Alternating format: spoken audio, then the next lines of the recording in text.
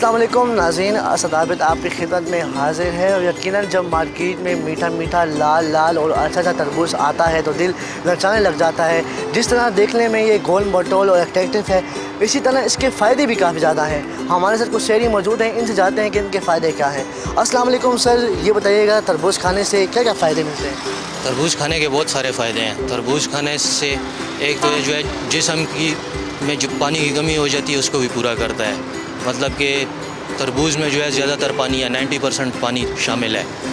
दूसरा ये कि हमारे हुज़ूर सल्लल्लाहु अलैहि वसल्लम को तरबूज खजूर के साथ पसंद था। वो खजूर के साथ खाना पसंद फरमाते थे, जिससे कि जिस्म की तवानाई डबल होती है। यकीनन आपने इनकी बात सुनी है। हमारे साथ कुछ और शहरी भी मौजूद हैं, इनसे जानते हैं कि तरबूज में क्या क्या फ़ायदे हैं। अस्सलाम वालेकुम सर, क्या कहेंगे तरबूज के हवाले से, इसके क्या फ़ायदे हैं?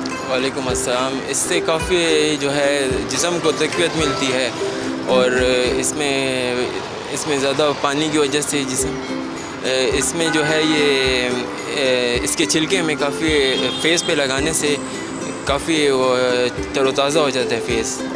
जैसे कि आपने शहरी की बात सुनी, इनका कहना है कि तरबूज के जो छिलके हैं उसका लेप करने से जो स्किन के पिंपल्स होते हैं ये भी ख़त्म हो जाते हैं, रिंकल जो होते हैं वो भी ख़त्म हो जाते हैं। और दूसरा, जहाँ गर्मी ज़्यादा होती है वहाँ ये ज़्यादा मीठा होता है। पानी ना मिलने के बावजूद भी ये जो है 90% पानी इसमें मौजूद रहता है।